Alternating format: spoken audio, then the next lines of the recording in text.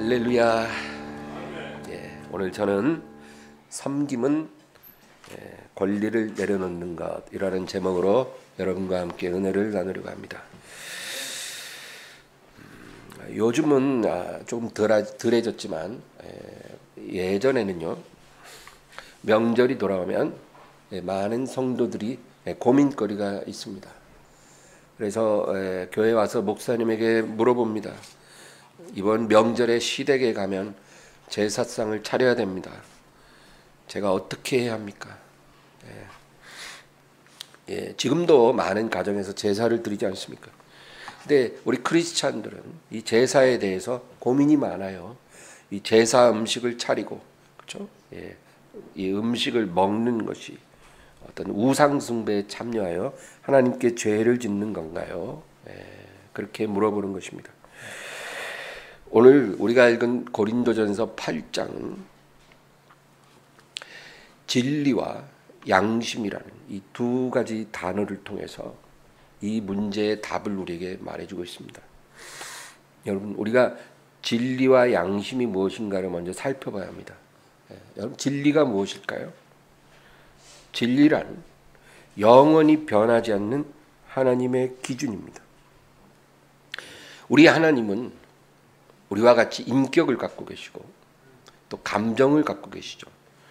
그리고 하나님의 불변하는 진리 기준을 갖고 계십니다. 그것이 바로 진리라는 거예요. 그래서 진리는 시대가 변한다고 변할 수 있는 게 아닙니다.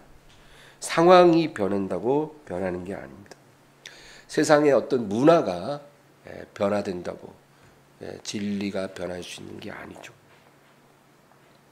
그래서 여러분, 우리는 이 하나님의 변하지 않는 기준인 진리가 무엇인지를 우리가 알아야 합니다. 그 진리가 우리 마음에 맞을 수도 있고 안 맞을 수도 있죠.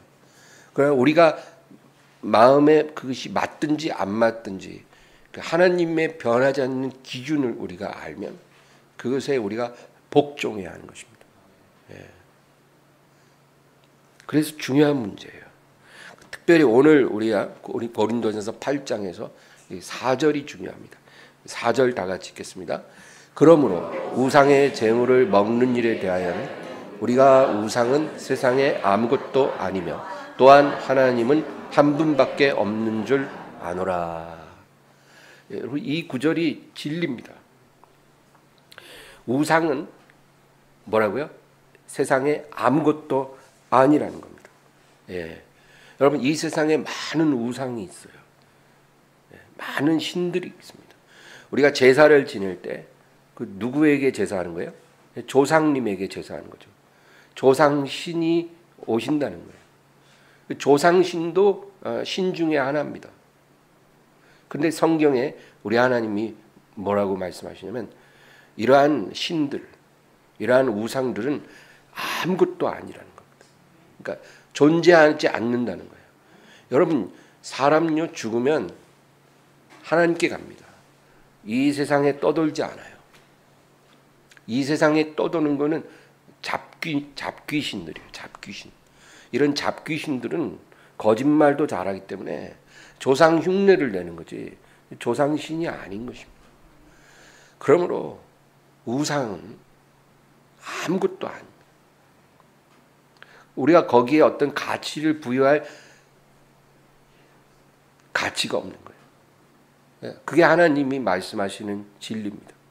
그리고 뭐라 그래요? 또한 하나님은 한 분밖에 없는 줄 아노라. 우리 하나님 외에 다른 신이 없다는 거예요. 세상 사람들은 우리 기독교인들을 아주 외골수다, 편협하다 그렇게 말을 합니다. 근데 우리가 어떤 이기적이고 편협한 것이 아니고 그것이 진리이기 때문에 하나님 외에는 다른 신이 없는 것입니다.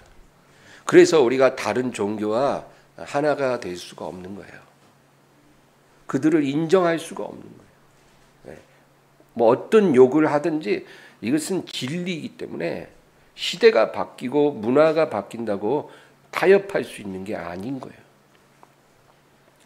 그러므로 이 4절이 말씀하는 건 뭐냐면 우상은 아무것도 아니기 때문에 우상에게 바쳐진 음식도 아무 의미가 없다는 거예요. 그러니까 우리가 그냥 무시해버리고 맛있게 먹을 수 있는 거예요. 예, 그 얘기를 하고 있는 겁니다. 그리고 5절과 6절에 이제 부연 설명을 합니다. 다 같이 읽습니다.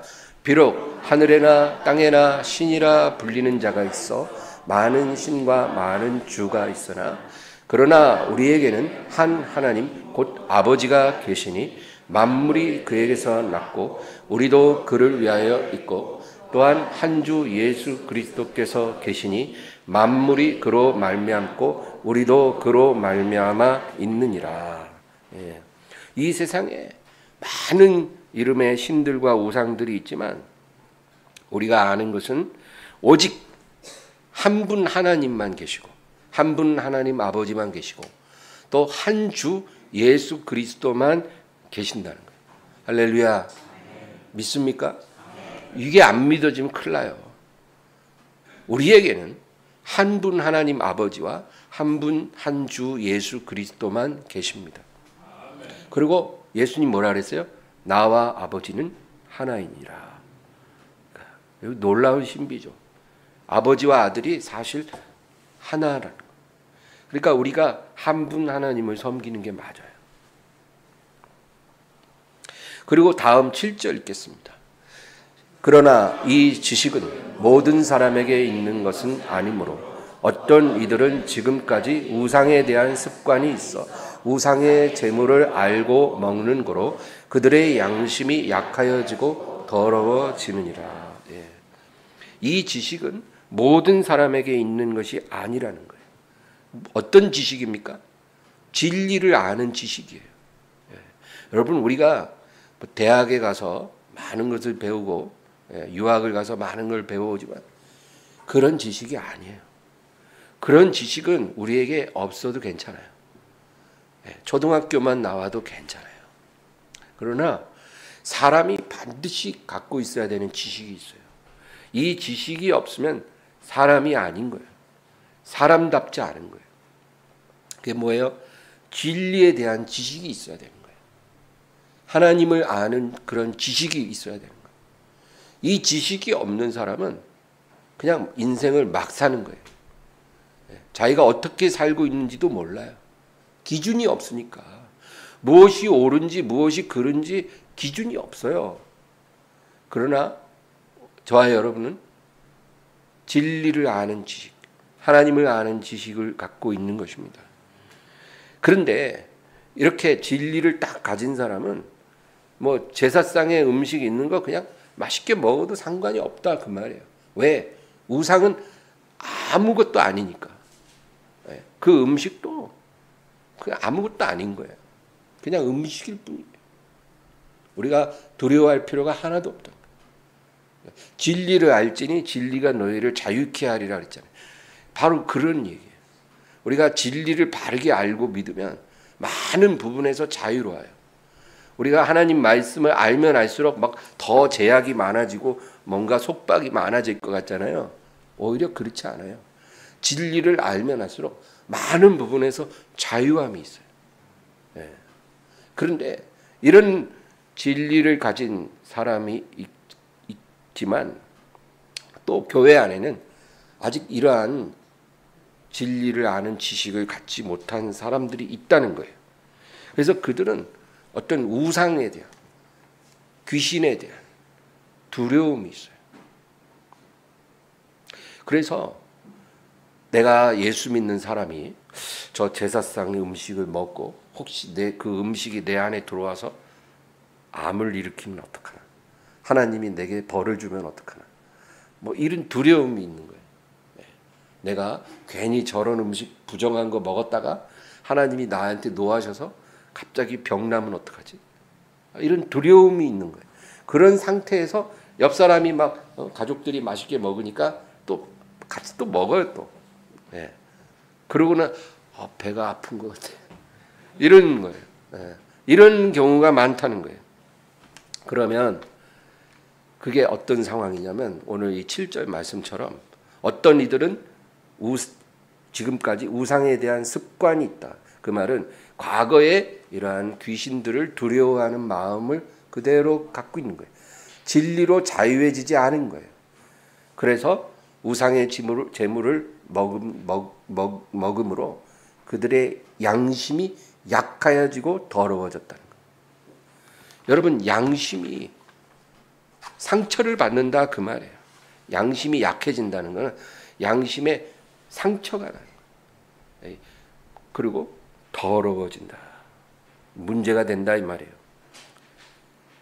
그래서 진리를 확실하게 붙든 사람이 제사 음식을 먹으면 아무 문제가 없어요. 아무 문제가 없어요.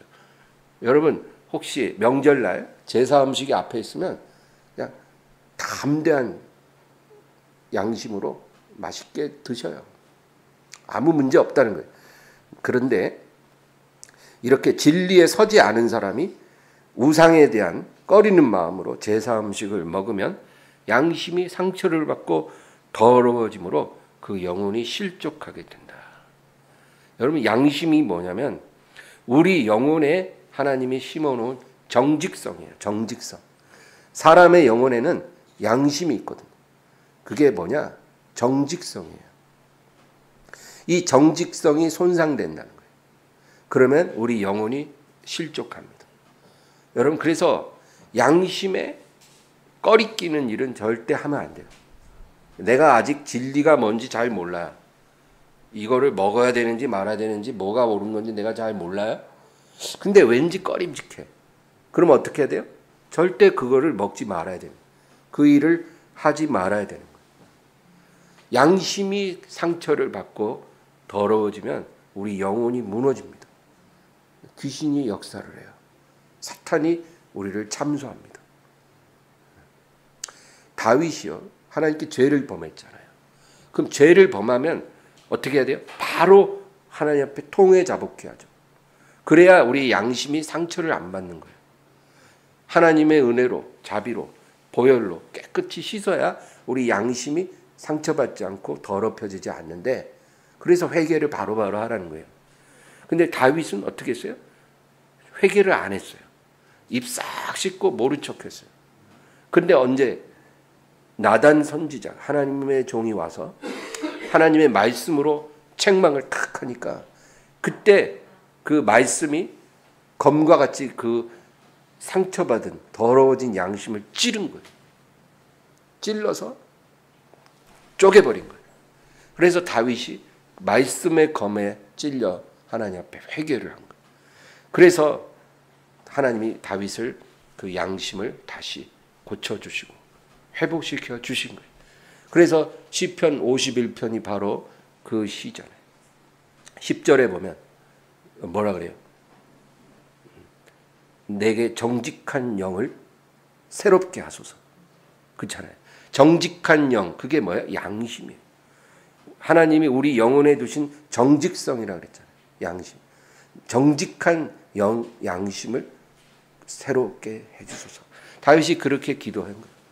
하나님이 그 기도에 응답은 해주셨지만 다윗의 죄로 인한 징계는 이어진 거죠.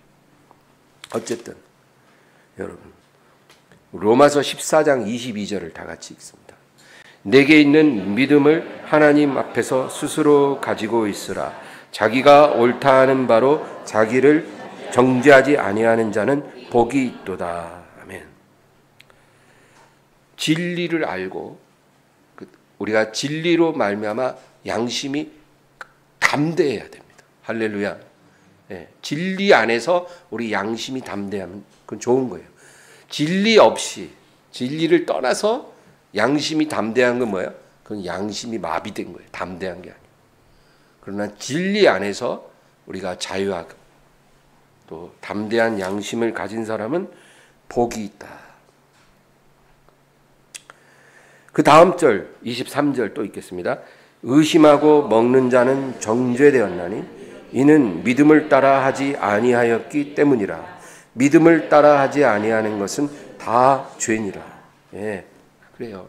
아까 말한 것처럼 뭘 할 때 양심이 편하지 않으면 안 하는 게 맞는 거예요. 양심이 불편한데도 어쩔 수 없이 그걸 하면 그것으로 인해 우리가 믿음으로 하지 않았기 때문에 그것이 죄가 되고, 그리고 우리의 영혼이 실족하게 된다. 그 얘기입니다. 다시 본문 고린도전서 8장 9절과 10절 우리 다 같이 읽겠습니다. 그런즉 너희의 자유가 믿음이 약한 자들에게 걸려 넘어지게 한 것이 되지 않도록 조심하라. 지식 있는 내가 우상의 집에 앉아 먹는 것을 누구든지 보면 그 믿음이 약한 자들의 양심이 담력을 얻어 우상의 재물을 먹게 되지 않겠느냐. 여기서 이제 바울 사도는 또 한 걸음 나아가서 중요한 얘기를 해요. 너희가 진리 안에서 양심이 담대함을 얻고 자유함을 누리는 것은 좋은 일이다. 그래야 한다. 그런데 만약에 네 옆에 너만큼 믿음이 좋지 않은 그런 믿음이 약한 형제가 옆에 있다면 너는 너의 자유를 실행하는 것을 굉장히 조심해야 된다. 네가 자유를 실행하고 네 권리를 행사할 때 제사 음식 막 맛있게 먹는 거예요. 담대하게. 그런데 네 옆에 뭔가 미성숙한 연약한 형제가 그걸 보고 그리고 덩달아 아직 자기는 진리 안에서 담대함이 없는데 덩달아 너처럼 같이 음식을 먹게 되면 그 너한테는 문제가 없지만 그 사람한테는 그게 영적인 문제가 된다라는 거예요. 그러므로 너로 인해서 그 사람이 실족하게 되는 거다. 여러분, 이게 굉장히 중요한 거예요. 오늘 저는 섬김이라는 게 무엇인지 말하고 싶은 거예요. 우리는 섬김 그러면 뭐 교회 와서 뭐 설거지를 하고 청소를 하고 이런 것만 섬김이라고 생각을 하잖아요. 그렇죠?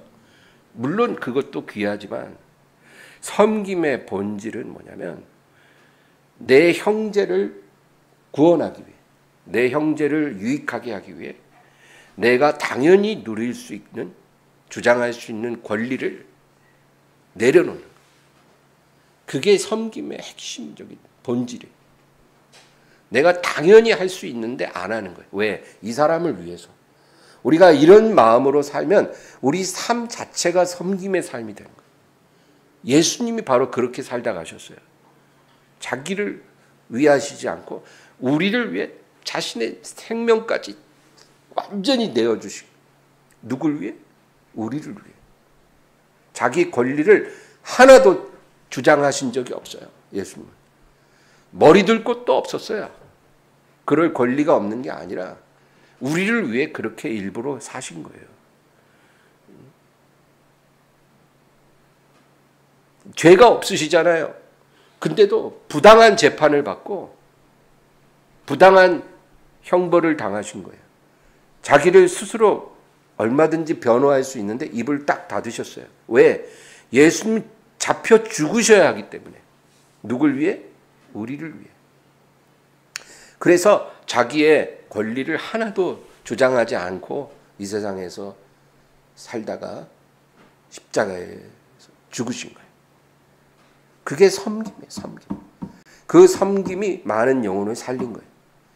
그러면 우리도 그렇게 하라는 거예요. 섬겨야. 여러분, 우리 삶 속에 이런 거를 잘 적용할 필요가 있어요. 예를 들면 저는 이제 운전을 이제 맨날 하잖아요. 운전을 하는데 저는 평상시에 운전할 때는 이제 늘 잔잔한 피아노 음악을 들어요. 왜 잔잔한 피아노 음악을 듣냐면 그렇게 음악을 들어야 제가 난폭 운전을 안 해요. 예. 저의 이 끓어오르는 이 광란의 질주를 향한 그 욕망을 음악이 잠재워 주거든요. 조금이라도. 예. 그런데도 제 차에 탄 사람들은 너무 험하게 못돼요. 그런데 그 음악 듣고 그렇게 된 거예요. 그나마. 예. 양해해 주세요. 예. 그렇게라도 안 했다면 아주 그냥 여러분 힘들어서 못 타요. 제 차. 제가 평상시엔 그렇게 잔잔한 피아노 음악을 들어요. 그런데 너무 졸릴 때가 있어요. 막 졸려. 껌을 씹어도 졸리고. 그럴 때는 라디오, FM 라디오를 틀어요. 그렇게 들어보면 댄스 음악 막 나오는 데 있잖아요. 그러면 그걸 볼륨을 키워요. 댄스 음악 틀면서 막 신나게 좋다 그러면서 막 그래야 이제 졸음이 가시거든요. 근데 세상 댄스 음악 그렇게 목사가 즐겁게 들어도 그걸 하나님이 책망하신 것이 아니에요. 졸음을 쫓기 위해서 저는 그것을 즐기는 거예요. 그것이 저의 영성에 조금의 데미지도 안 주는 걸 제가 알아요.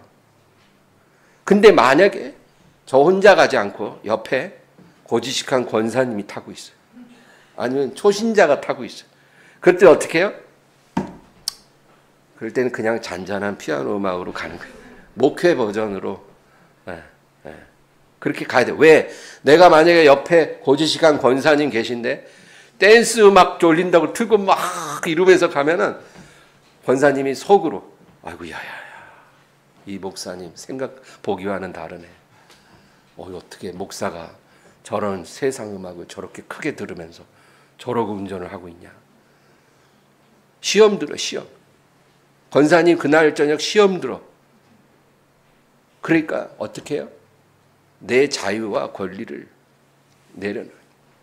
그분을 시험 들게 하지 않기 위해서 그렇게 하는 거예요. 이거는 위선이 아니라 상대방에 대한 배려예요. 이것이 바로 섬김이라 그 말입니다. 내가 돈이 많아요. 내가 돈이 엄청 많아요. 한 달에 막 억대로 벌어요. 그러니까 이제 차 바꿀 때가 됐어. 이번에는 내가 한 3억 원짜리 차를 하나 뽑아야 되겠다. 이런 생각이 든 거예요. 내가 꼭 타고 싶은 차가 있어요. 근데 우리 엠마오 교회를 딱 와보니 대부분 차가 없고 또 좋은 차 타는 사람이 없더라는 거예요. 그런데 내가 만약에 그렇게 좋은 차를 타고 제가 예를 들어서 얘기하는 거예요. 교회를 가요. 그리고 성도들을 태울 때가 있잖아요. 그러면 그들이 내 차에 타서 어떤 생각을 할까? 기분이 그렇게 즐겁지는 않을 것 같은 거예요. 자기는 그렇게 고생하면서 사는데 이런 사람이 있구나. 똑같이 하나님 섬기는데 이렇게 복받고 사는 사람이 있는데 왜 나는 이럴까? 이런 아무 영향가 없는 그런 생각이 막 들어오는 거예요. 마음이 시험이 와요. 그러면 여러분 어떤 차를 타야 되겠어요? 내가 얼마든지 비싼 차를 살 수 있지만 저 사람을 위해서 우리 성도들을 위해서 내가 소박한 차를 타야 되겠다. 만약에 그렇게 결심을 하고 그렇게 행동을 한다면 여러분 그게 섬김이라는 거예요. 뭐 대단한 일을 해야 섬기는 게 아니라 다른 한 사람의 영혼을 내가 위해서 내 권리와 자유를 내려놓는 것. 그것입니다. 내가 얼마든지 좋은 옷을 사 입을 수 있지만 다른 사람을 위해서 그것을 자제하는 것. 하나님은 우리에게 이런 섬김의 삶을 살라고 하시는 거예요.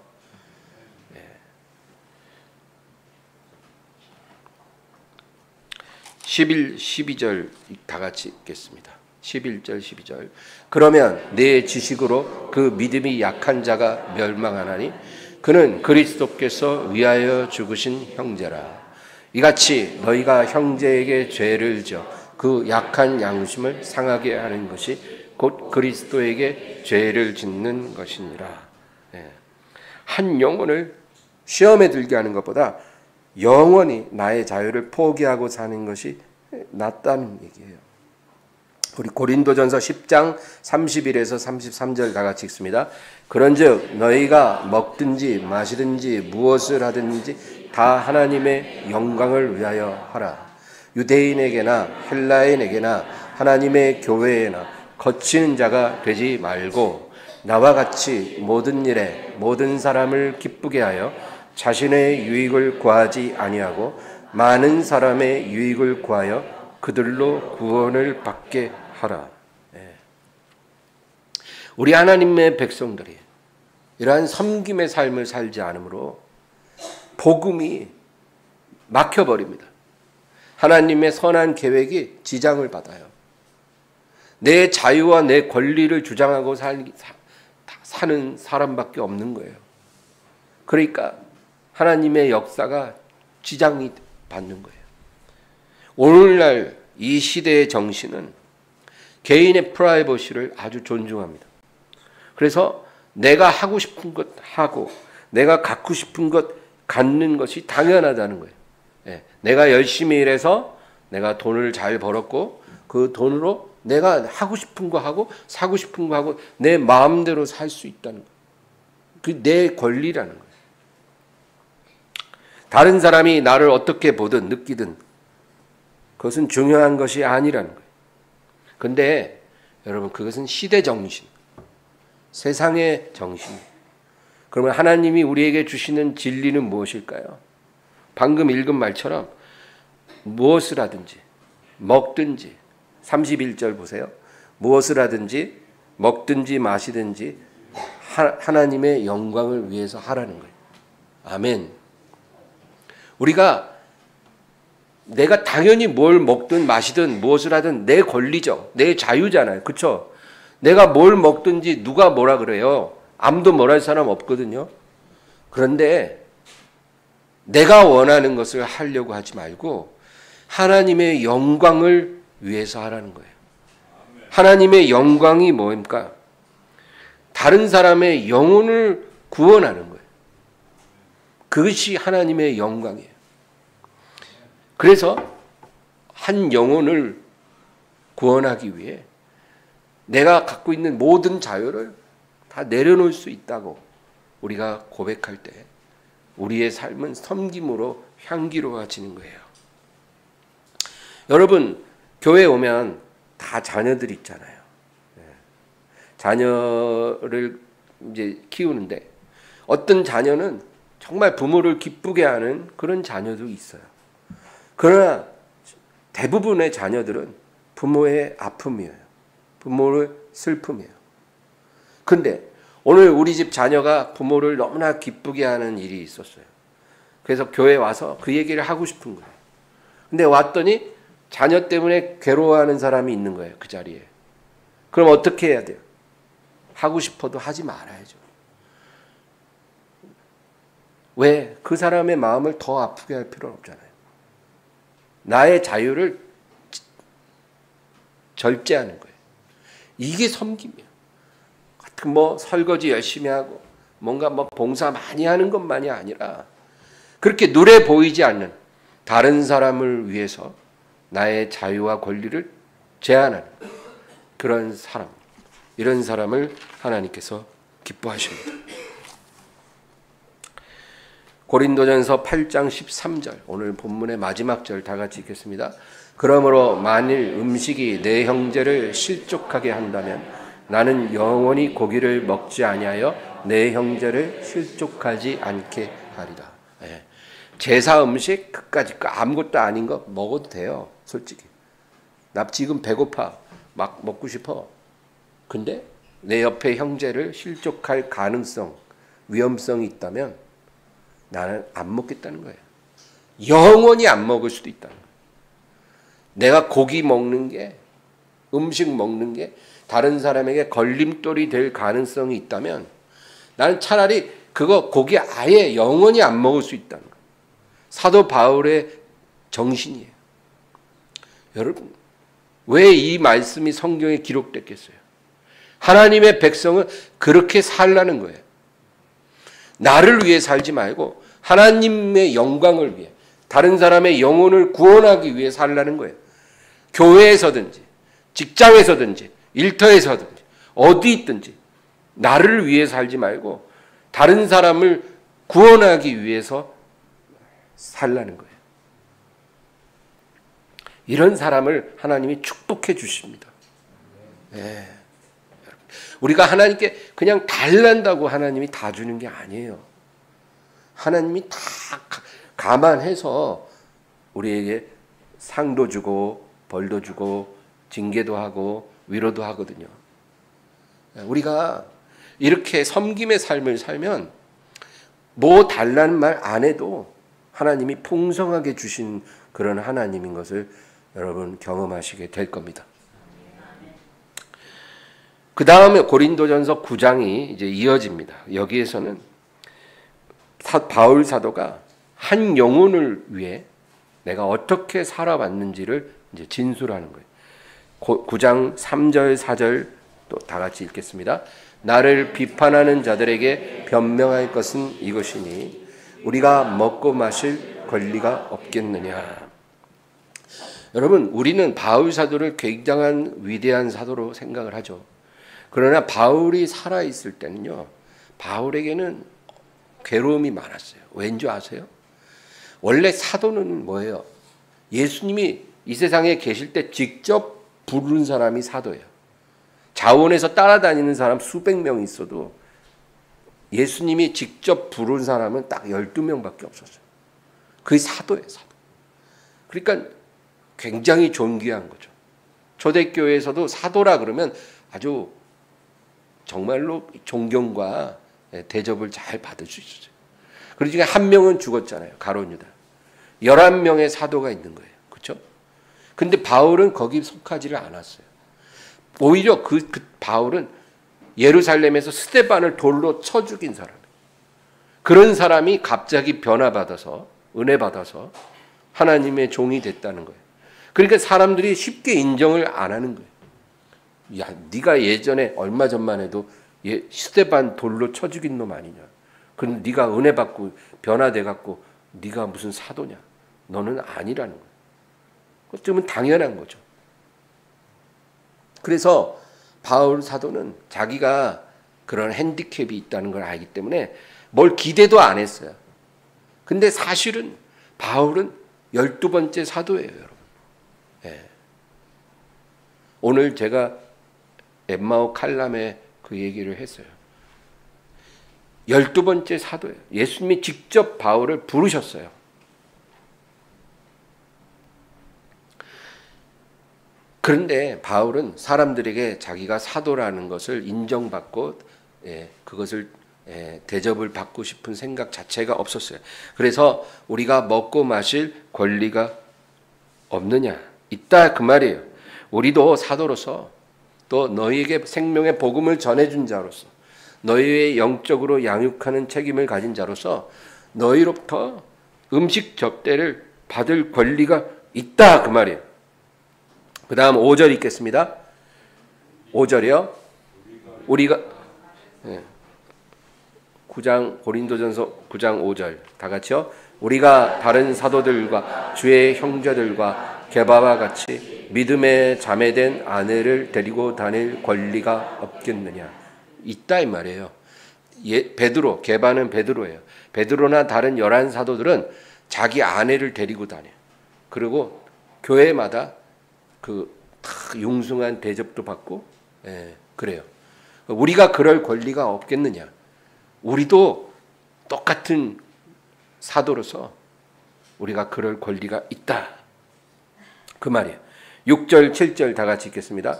어찌 나와 바나바만 일하지 아니할 권리가 없겠느냐. 누가 자기 비용으로 군 복무를 하겠느냐.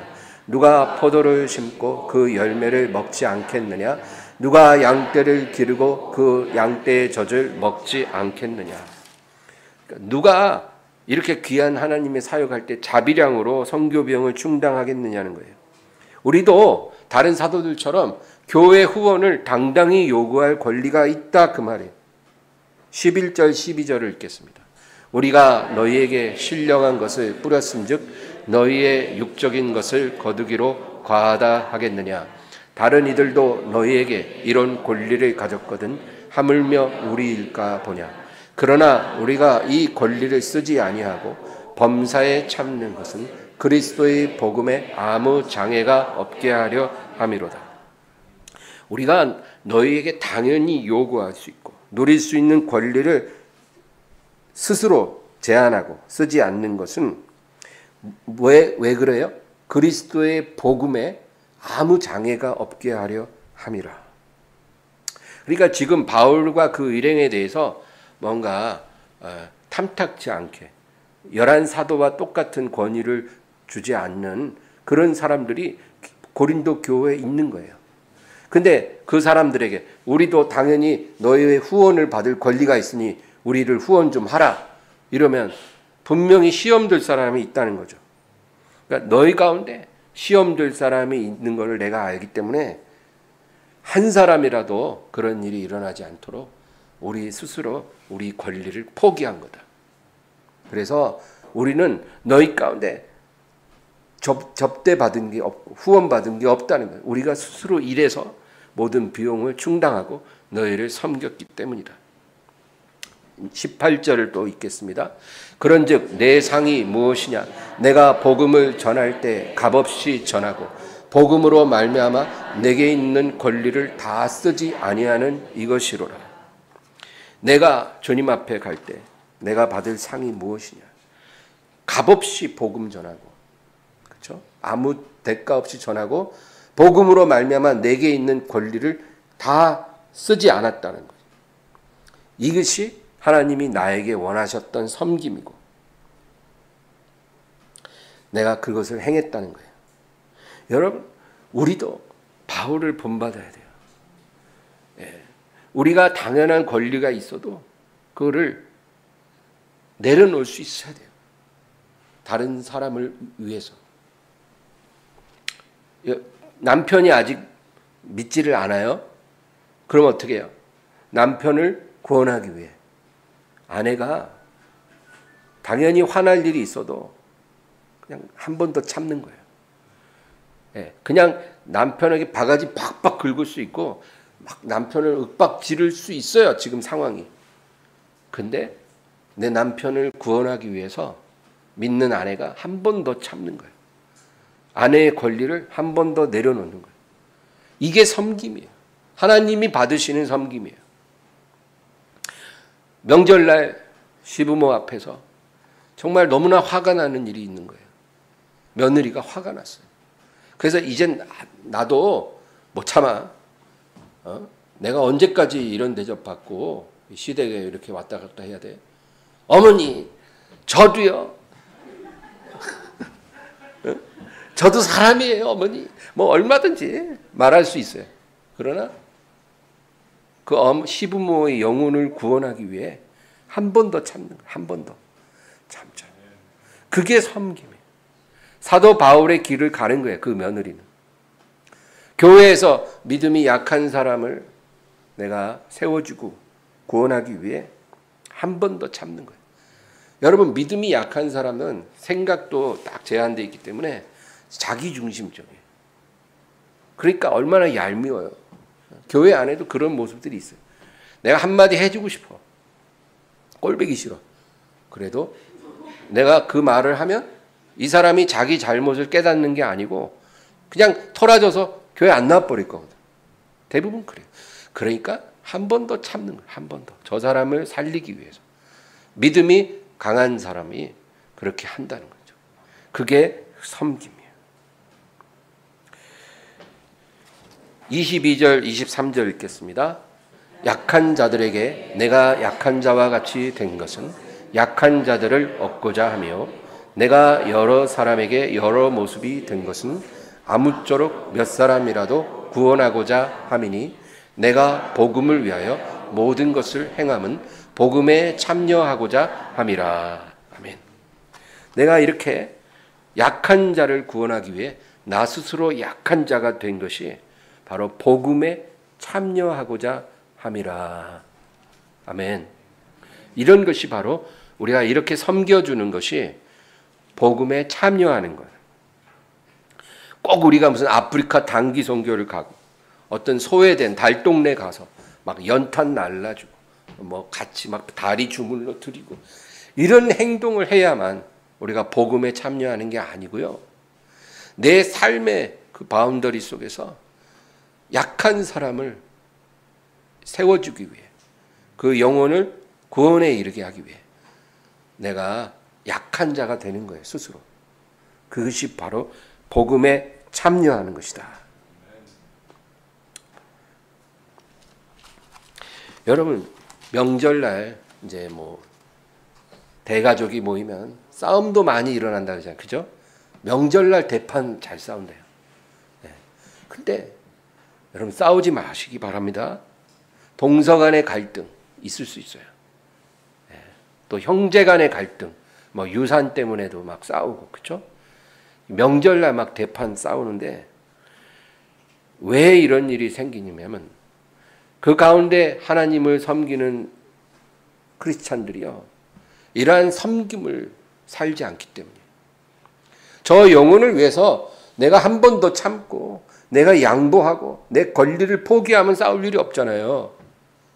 정말 막 끌어올라도 꼭 참으면 되거든. 그리고 뭔가 양보할 일이 있으면 그냥 양보해 버리세요. 왜 예수님이 유산을 형과 내가 공평히 나누게 해달라고 주님께 부탁한 사람을 야단치셨겠어요? 섬김의 삶을 살아라. 사람의 생명이 소유의 넉넉함에 있지 않다. 그러므로 억울하다 하지 말고 저 영혼을 위해서 네가 섬겨라. 네가 양보해라. 네 권리를 내려놔라. 그 얘기예요. 교회 오래 다녀도 이런 거 모르고 사는 사람이 너무 많아요. 여러분, 장로 권사가 됐다고 중요한 게 아닙니다. 지난달에 조금 교회 나온 사람이라도 오늘 이 말씀이 꽂혀서 순종하기 시작하면 하나님 더 기뻐합니다.